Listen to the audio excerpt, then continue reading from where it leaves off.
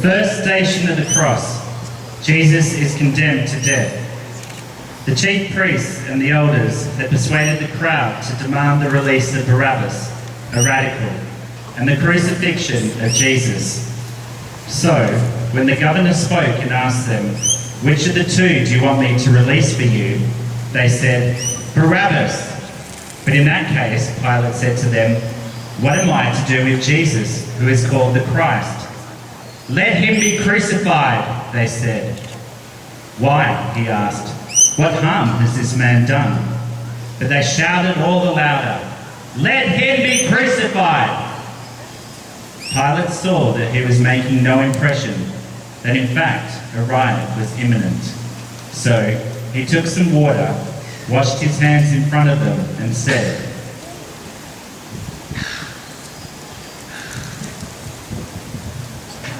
"I am innocent of this man's blood. It is your concern." And the people to a man shouted back, "His blood be on us and our children!"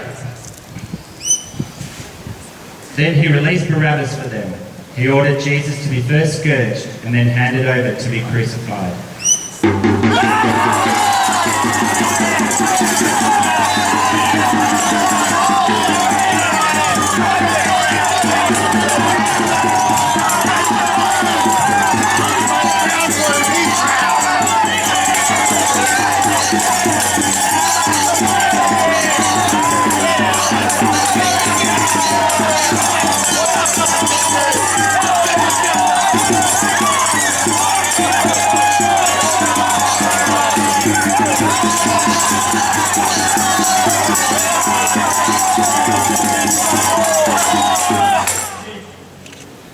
The second station of the cross, Jesus takes up his cross.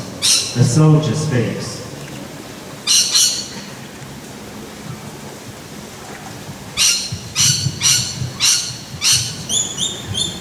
When Jesus came in, the boss, he threw me a whip and he said, "Be creative." So we were.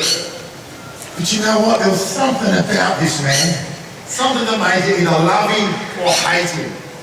There was no in between. So we tied him up and I got to mark his body. I whipped him one after another the way that makes the muscles quiver. Yeah, he shook, but he would not curse. And I wanted to break him.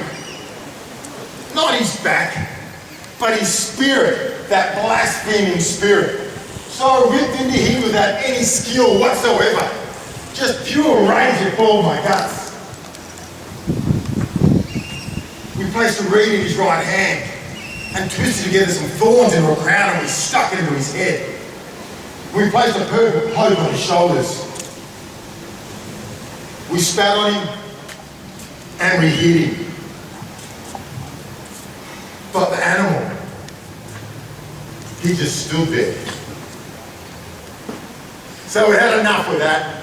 We gave him his cross. And you know what? By the time we finished with him, not even his own mother would have recognised him.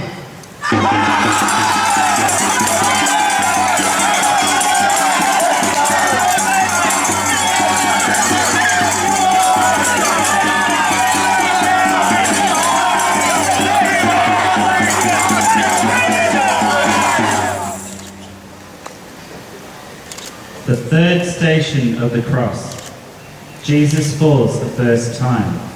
Mary Magdalene speaks.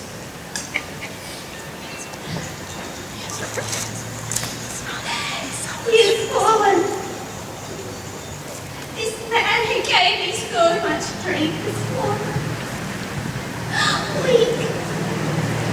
Exhausted. And the crowd cheers like it's a carnival.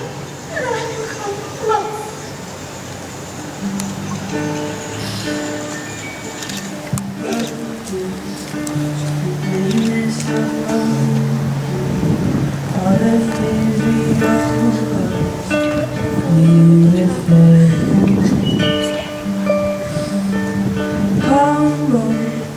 That you died so humble, no longer sinning, to the grave,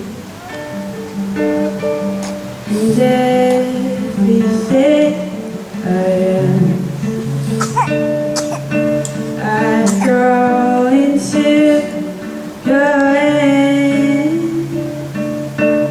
and all the power is gone. Wash away your sin and shame. I'm not worth the love you get, but you chose your love for me. No more distance to your grace. There's nothing that you won't do to have me one day with you, because of you,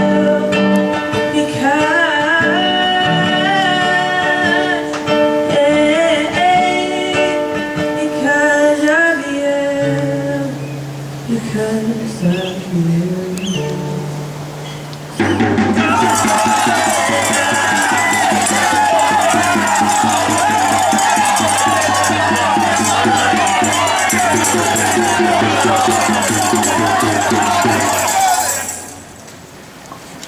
The fourth station of the cross. Jesus meets his mother. Mary, the mother of Jesus, speaks. My child stands before me, my dear child. Even now he thinks of me and longs to bring me comfort. A sword will pierce my heart, but I must hold on to the words of God's holy angel. He said, Mary, do not be afraid. You have won God's favour.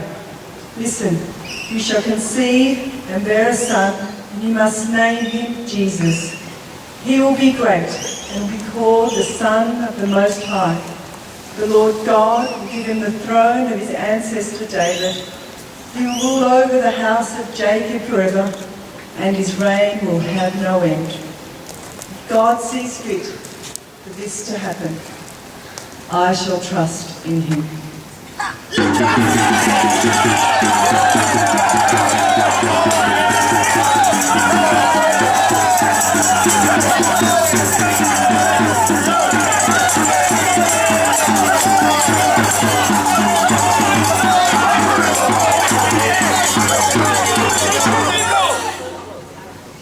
The fifth station of the cross. Simon of Cyrene carries the cross. Simon of Cyrene speaks. I was coming down from the country to celebrate the feast when I saw a great disturbance. A man being led out for crucifixion. It was hot, and I could see that he struggled to walk. He was weak and slow because the Romans had turned his back to pulp. I asked someone who this criminal was. They said, he's Jesus, the Nazarene, the prophet. If he is a prophet, then where are his disciples? I went to leave, and a soldier grabbed me. And you do not say no to a soldier. He thrust the cross upon my back and ordered me to walk. And so I did. Why call me to carry his cross? Me, a total stranger.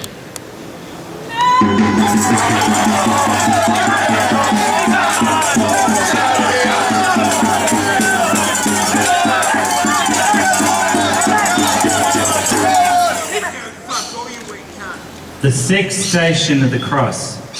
Veronica wipes the face of Jesus. Veronica speaks. I heard that they'd captured my Lord, so I pushed past the soldiers and used my cloth to wipe the blood and spittle from his face. Oh, the shame! Only a Roman could come up with this kind of torture. Death! Death on a cross! Let's go!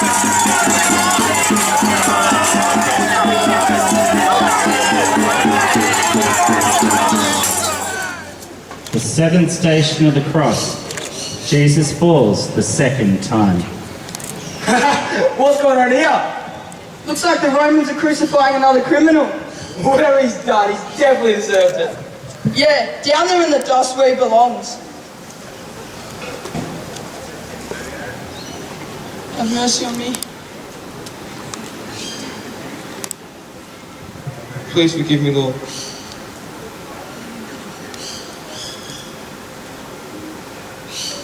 Get out of the way!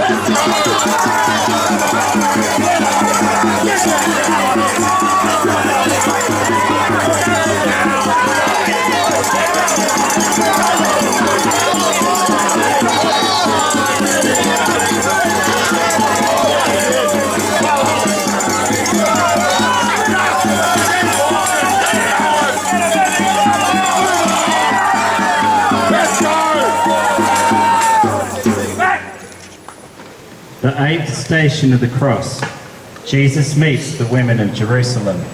Mary, the wife of Clopas, speaks. We could not bear to watch, and yet we followed. They called down his blood on their heads. The curse of this dreadful day, the death of the Messiah.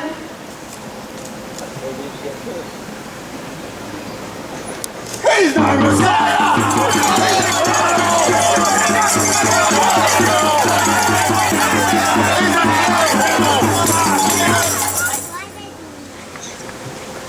The ninth station of the cross, Jesus falls a third time. He had done nothing wrong, and there had been no perjury on his lips. He was insulted and did not retaliate with insults. When he was tortured, he made no threats, but put his trust in the righteous judge. He was bearing our faults in his own body on the cross, so that we might die to our faults and live for holiness. Through his wounds, you have been healed. You had gone astray like sheep, but now you have come back to the shepherd and guardian of your souls.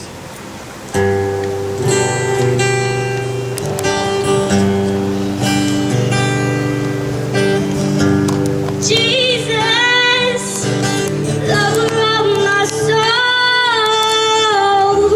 Jesus, I will never let you go. You've taken me from the miry clay and set my feet upon the rock, and now I know I love you. I need you. Though my world may fall, I'll never let you go. My Savior, my closest friend, I will worship you until the very end. I will worship you until the very end. Get him off!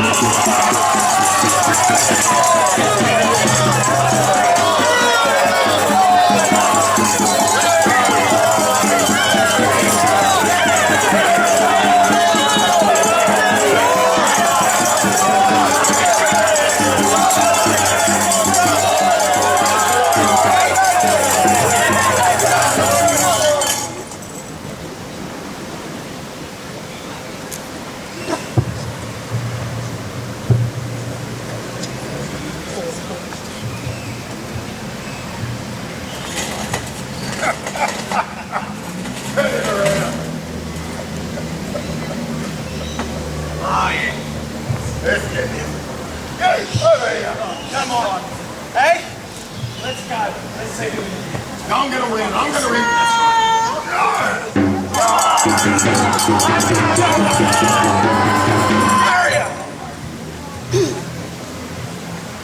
The 10th station of the cross, Jesus is stripped of his garments. A soldier speaks. His garment was in one piece. So we said to one another, instead of tearing it, let's throw dice to see who was to have it. Well, I guess it was my lucky day. But my wife, she said we can't be wearing dead man's clothes. You know what? Would it feel right anyway? Wearing clothes of a dead Jew? Come on!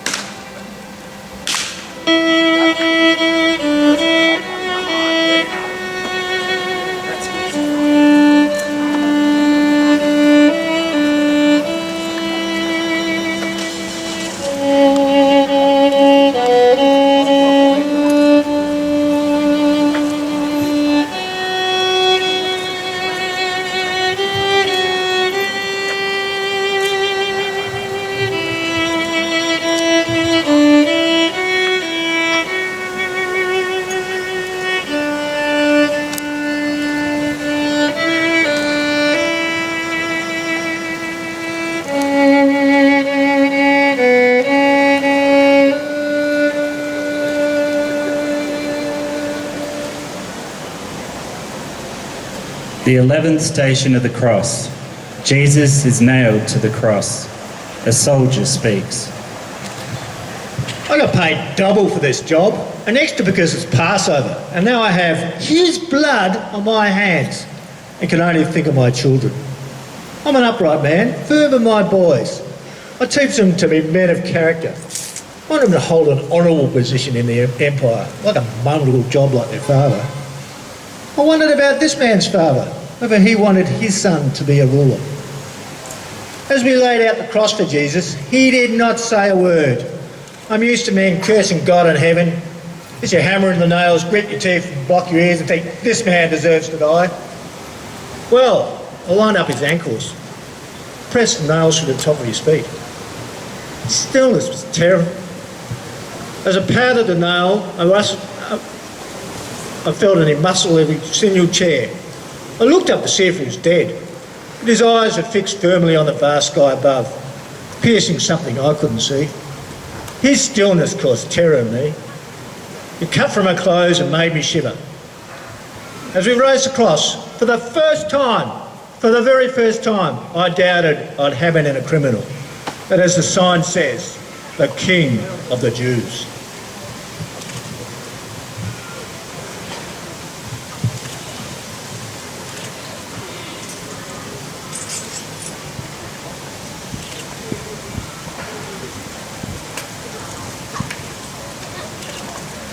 The 12th station of the cross.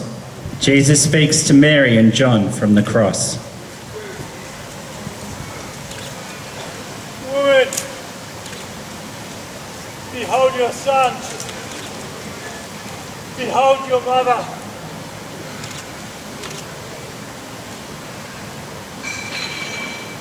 The 13th station of the cross. Jesus dies on the cross. I am thirsty. You there, boy, get him some drink. Here.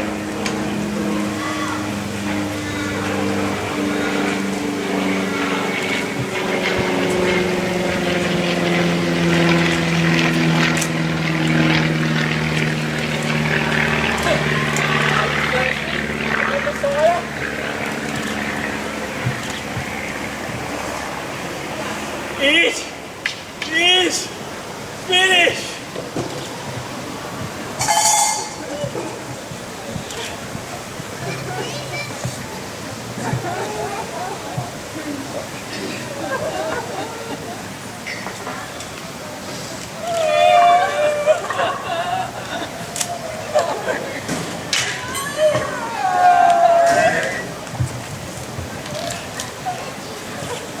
Truly, this man was the Son of God.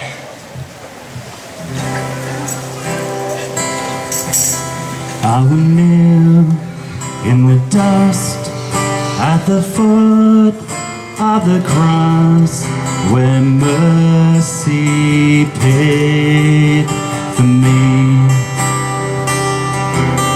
where the wrath I deserve, it is gone, it has passed, your blood has hidden me. Mercy,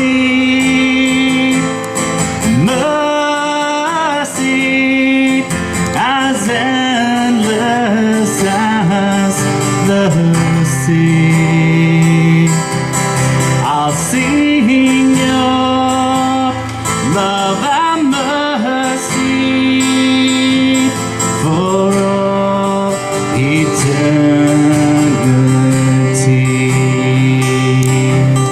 I will kneel in the dust at the foot of the cross where mercy paid for me.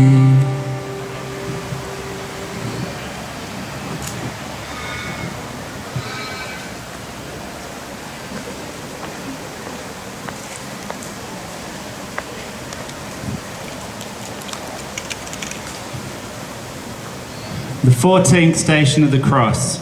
Jesus is taken down from the cross. Joseph of Arimathea speaks. I could lose nothing more since I had lost my Lord. So I asked Pilate for the body. He'd had enough of this hysteria anyway. If I couldn't give Jesus a dignified death, I could at least give him a decent burial. But I could bring no solace to his mother. The bitter taste of tears was her Passover feast, for she had lost her only son. It was indeed a new atonement.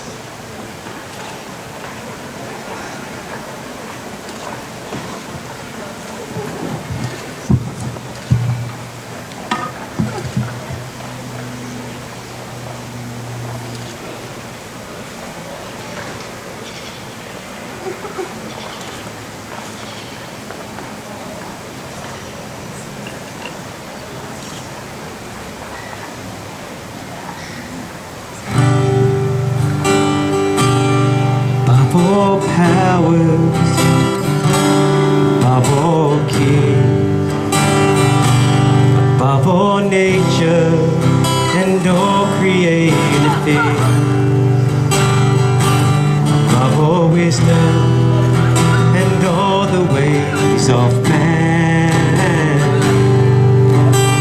You were here before the world began. Above all kingdoms, above all thrones, above all wonders, the world has ever known.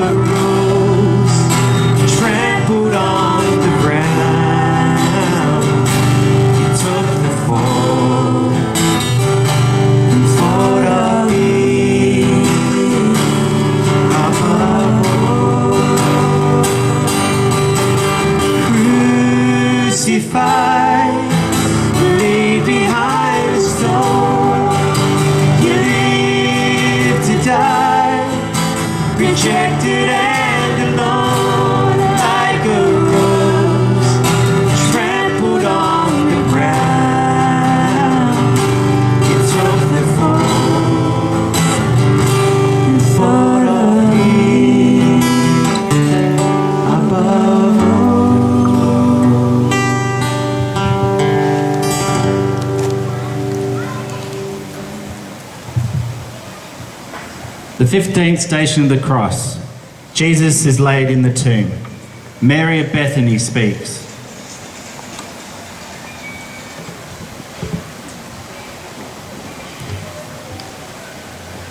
We took the body of Jesus and wrapped it with spices in linen cloth. Then I took the perfumed oil and I placed it on his feet, on his hands, on his head, and down his sides, as if to balm open wounds, wounds that were inflicted by us.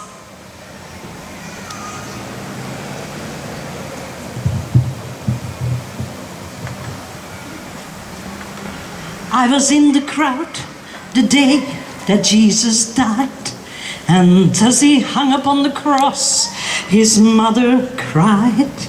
I saw the crown of thorns he wore, the stripes upon his back, the water and the blood ran out, and then the sky turned black. My mind was filled with anger, my heart was filled with shame.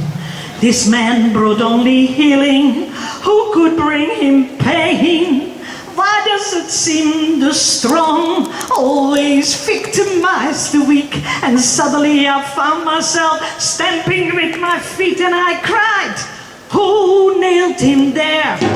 This man of peace and mercy. Who nailed him there? Come and face me like a man. Who nailed him there? And the crowd began to mock me. I cried, oh my God, I just don't understand. Then I turned and saw the hammer in my hand. I'm just a Roman soldier, an ordinary man. I love my wife and children, I do the best I can. But how could I have killed him? It must be someone else. I've got to find an answer, I just can't blame myself. And I cried, who nailed him there? This man of peace and mercy. Who nailed him there? I am the guilty one. Who nailed him there? I am the guilty one. I cried, oh my God, I just don't understand. And then I turned and saw the hammer in my hand. So I nailed him there. This man of peace and mercy, I nailed him there. I am the guilty one. I nailed him there with my sins and my transgressions. I nailed him there. This man of peace and mercy, I nailed him there. I am the guilty one. I nailed him there with my sins and my transgressions. I cried, oh my God, now I understand. When I turned and saw the hammer in my hand.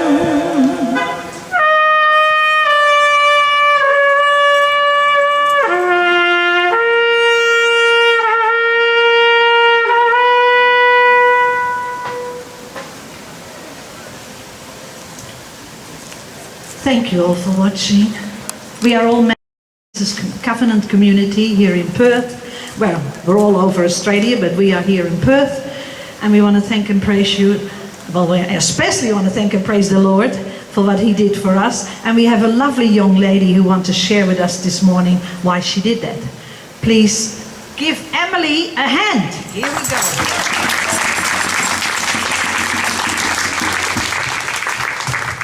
Hi everyone, my name's Emily. I'm actually from Victoria, and I'm just going to share with you guys how God's love has impacted my life. So I actually grew up in an atheist family. It was a very loving family, but we chose not to believe in God. My family got divorced when I was 10 years old, and it really had a big effect on the way that I viewed the world and the way that I viewed love.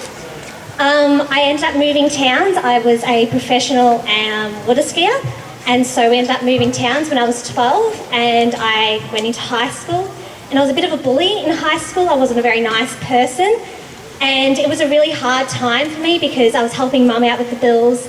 I was a bully at school, and I was also a part of the Australian Institute of Sport, so I had kind of a high ranking that I had to be a leader of some sort. I ended up training when I was 15 years old. I had a really big accident. I was going 108 kilometres an hour behind the boat, and I landed face down in the water. I skidded about 20 metres along the water. I broke 6 bones. I fractured my skull when I came to a stop, and I landed face down in the water. My eyes were closed, and I remember trying to get myself over, but after 10 years of skiing professionally, I knew there was no way that I was going to be able to do so. And so a peace came over me, and I just laid there, and I said, God, and I said it really spitefully, I said, God, if you really are real, then save me. And when I opened my eyes, I was on my back, and instead of gasping, I was gasping for air instead of gulping in water, and it was a really amazing time. For 8 weeks, I kind of denied it. I was like, there was no way that that could have been God. I blamed it on a concussion and my head injury, but eventually I came to and I decided to go to a teacher at school who showed me the love of God and the love in which people can bring into people's lives. For 6 years, I had an amazing faith. I got to go over to Poland and share my story a little bit there. And then in 2017, I collapsed and I was taken to hospital, and I was told that I'd had a stroke. I was 20 years old, and I was put into an induced coma and wasn't expected to live. I had to learn how to walk again, how to talk again. And about 6 months after that initial stroke, I was diagnosed with a brain aneurysm, and I went in for surgery, and they told me that I wouldn't make my 25th birthday. I was 21 years old, and I thought, I haven't done enough in my life. And yet I still knew that God was there because I could hold on to what happened in that water back 7, 8 years earlier. I continued to just try and live my life as much as I could. I started doing a lot more in my community, and it was amazing. I had a great life, even though I was struggling with the fact that I wasn't going to live for very long. And then in 2018, I collapsed at home and my neighbour found me, and I was rushed down to the closest hospital about 3 hours away, and I was left, after having spinal stroke, a quadriplegic. I was in a wheelchair for 4 months, crutches for another 3 months, and a walking stick for 3 months after that. I had to learn how to walk and talk again, and my life had just been completely flipped upside down again, and yet still I knew that God loved me above all things, because I could trust the fact that God was with me even through those darkest times. A couple of months later, I started having seizures, and I was told I could go and die any day. I ended up going to church, and I felt this urge just to say yes to whatever was happening, even though I really only had days left to live. And a few days later, my neurologist calls me and he goes, Emily, there's a trial coming to Australia. We would love for you to be a part of it. And I'd had 400 to 500 seizures. I was really on my deathbed. I lost 20 kilos. And I said, you know what, I'm willing to give anything a go. And I did, and I've been nearly 2 years seizure-free. And now I'm on a youth mission team, volunteering for a year. We earn $25 a week by just sharing our story, and I feel really blessed to be here. Thanks, guys.